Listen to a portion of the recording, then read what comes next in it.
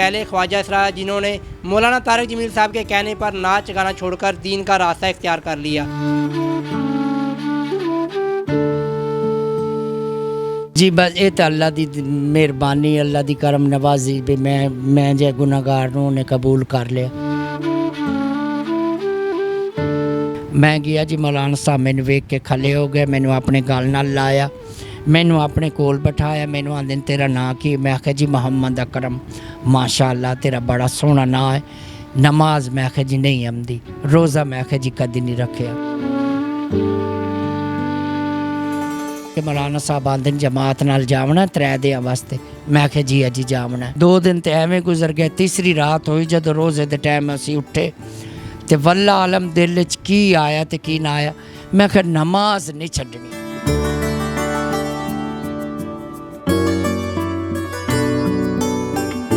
फिर असी गए जी पाक पतन मेले ते अशा दी नमाज पढ़ी। फिर मैं जदों मैकअप कपड़े कीते, मैं आख्या भी ये तू केड़ा चंगा काम कीता है ते हुण फिर तू होई।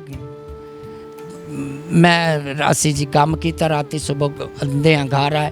मैं आख्या अज तो पिछे मैं काम छड़ दिता, मैनू नहीं लभना, रोज़ी मेरे मालिक दे हत्थी है ते मैं ये काम नहीं करना। अस्सलाम वालेकुम नाज़रीन, मैं हूं आपका मेज़बान उस्मान अशरफ और आप देख रहे हैं न्यूज़ अलर्ट। आज हमारे साथ मौजूद है पहले ख्वाजा इसरार जिन्होंने मौलाना तारिक जमील साहब के कहने पर नाच गाना छोड़कर दीन का रास्ता इख्तियार कर लिया।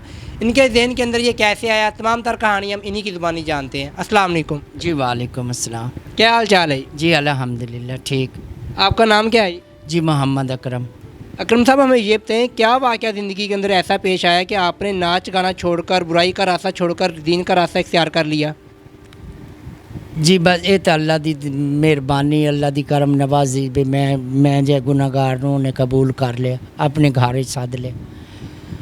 माह रमज़ान का महीना है जी। असी माह रमज़ान के महीने च ना तो असी अपना खर्चा पानी बना के रखने भी माह रमज़ान का महीना तो सानू किन्ने देना है।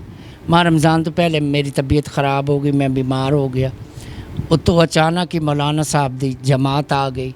असी जाना सी कित्थे, एक डांसर आई, उन्होंने मैं आख्या मैनू कुछ पैसे दे दे, असी जसा तेन वापसी आके दे दिसा है। साढ़े को 1 रुपया भी कोई ना आई। असी रोटी तो भी तंग आ सी। उस आखे ठीक है तुसी मेरे को आ जाना, मैं तुहानू पैसे दे देसा। असी उहदे कोल गए, सानू खाना खवाया, सानू पैसे ना दिते। असी उहदी बैठक च बैठे से जो बाहरों दरवाज़ा खड़किया। असी वेख्या तो उन्हें आखे तो मौलवी हैं, बंदे तो नहीं हैं। कोई डरदो है दरवाज़ा ही ना खोले भी, बंदे नहीं हैं मौलवी हैं। असी खैर दरवाज़ा खोले, वो आके बैठे, असी नाच गाना शुरू कर दिता। नाच नाच नाच नाच असी पागल हो गए। उन्होंने सानू की देना सी। उन्हें आख्या तुहाडे नाल दीन दी गल करना है, साडी नाल तुसी साडी गल सुनो। असी आखे भाई तुहाडी मेहरबानी, तुसी जाओ तो असी फिर तुहाडी गल सुनसा। असी उठ के घर आ गए, साडे घर आ गए। मैं आखे भाई हुण तुसी जाओ, तुसी सुबह भी आए। वो सुबह आए, उस बंदे नूं वल्ला आलम दिल च की आया की ना आया। असी उहदे नाल कोई किसी किस्म की गल नहीं की। उन्हें 5000 रुपये का नोट कढ़िया, उन्हें सन दिता। उस आखे पहले तुसी खाओ पियो जो तुहाडी दिल आंदा है ते बाकी बाद च तुहाडे नाल गल करसां। असी आखे ठीक है। असी जी खाना खूना मंगाया, असी खादा। असी आखे मौलवी तो बड़े अच्छे ने भी, असी इन्हां नाल कोई गल ही नहीं की, कोई किसी किस्म की। इन्हां नूं किवें पता लग गया भी असी एडे तंग है। मैं आंदे भाई तुहानू मौलाना साहब सद्या तो तुसी चलो। मैं आख्या भाई तुसी हुण जाओ तो शामी तुहाडे नाल असी चलसा है।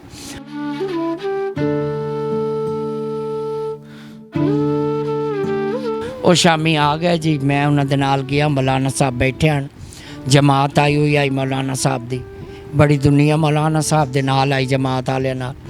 मैं गया जी, मौलाना साहब मैनू वेख के खले हो गए, मैनू अपने गल नाल लाया, मैनू अपने कोल बिठाया, मैनू आंदे तेरा नाम की? मैं आख्या जी मोहम्मद अकरम।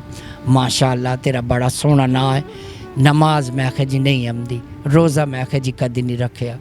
आंदे माशाअल्लाह बई ये तुसी रोज़ा नहीं रखिया, नमाज? मैं आख्या जी सानू आमदी नहीं, आमदी भी कोई ना है जी, पढ़ी भी कोई ना, इतना आमदी है जी। खैर उस आख्या बई असी आ गया जी। सुबह जदों सहरी का टाइम होया, कोई चाह चाई वत्ते, कोई परोठे चाई वत्ते। असी वो जिंदगी का पहला रोज़ा मौलाना साहब सानू रखाया, उहदे पिछे नमाज पढ़ी।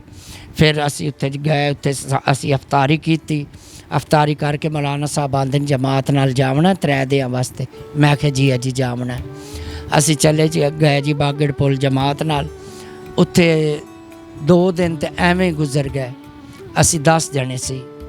2 ਦਿਨ ਤੇ ਐਵੇਂ ਗੁਜ਼ਰ ਗਏ। ਤੀਸਰੀ ਰਾਤ ਹੋਈ ਜਦੋਂ ਰੋਜ਼ੇ ਦੇ ਟਾਈਮ ਅਸੀਂ ਉੱਠੇ ਤੇ ਵੱਲਾ ਆਲਮ ਦਿਲ 'ਚ ਕੀ ਆਇਆ ਤੇ ਕੀ ਨਾ ਆਇਆ। ਮੈਂ ਕਿਹਾ ਨਮਾਜ਼ ਨਹੀਂ ਛੱਡਣੀ, ਨਮਾਜ਼ ਤਾਂ ਛੱਡਣੀ ਨਹੀਂ। ਮੈਂ ਘਰ ਆਇਆ ਜੀ, ਮੈਂ ਵਜ਼ੂ ਕਰਕੇ ਬਮਾਜ਼ ਆਨ ਆਵੇ ਨਮਾਜ਼ ਪੜ੍ਹਾ। ਨਮਾਜ਼ ਮੈਨੂੰ ਕੋਈ ਨਾ ਆਉਂਦੀ। ਮੈਂ 3 ਮਹੀਨੇ ਜੀ ਨਮਾਜ਼ ਸਿੱਖੀ। ਫਿਰ ਅਸੀਂ ਗਏ ਜੀ ਪਾਕ ਪਤਨ ਮੇਲੇ ਤੇ ਅਸ਼ਾ ਦੀ ਨਮਾਜ਼ ਪੜ੍ਹੀ। ਫਿਰ ਮੈਂ ਜਦੋਂ ਮੈਕਅਪ ਕੱਪੜੇ ਕੀਤੇ, ਮੈਂ ਕਿਹਾ ਵੀ ਇਹ ਤੂੰ ਕਿਹੜਾ ਚੰਗਾ ਕੰਮ ਕੀਤਾ ਤੇ ਹੁਣ ਫਿਰ ਤੂੰ ਉਹੀ। ਮੈਂ ਅਸੀਂ ਜੀ ਕੰਮ ਕੀਤਾ, ਰਾਤੀ ਸੁਬਹ ਆਉਂਦਿਆਂ ਘਰ ਆਏ।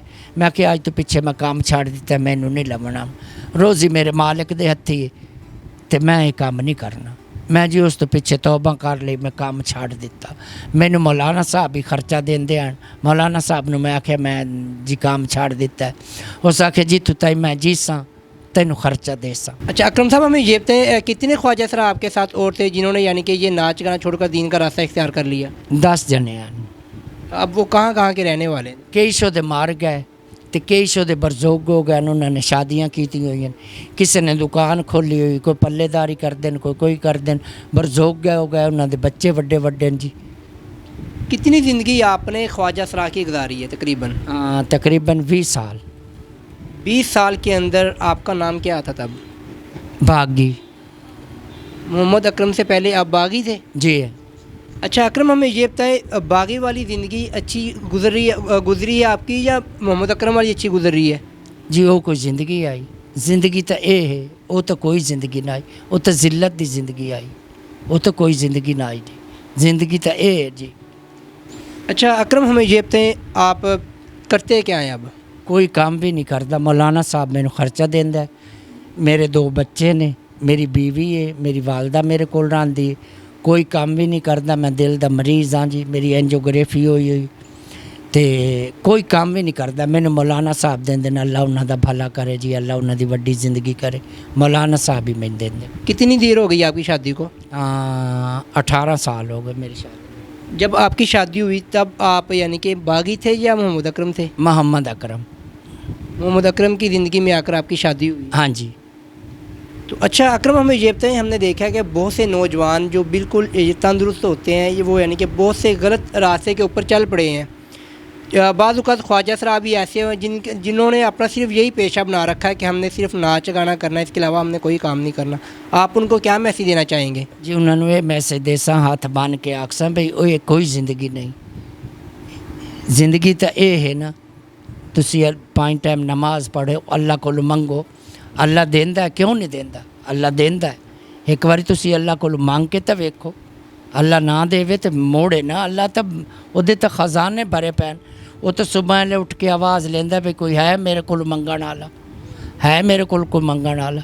सानू मंगण दा वाल नहीं आंदा, उहदे तो खजाने भरे पैन।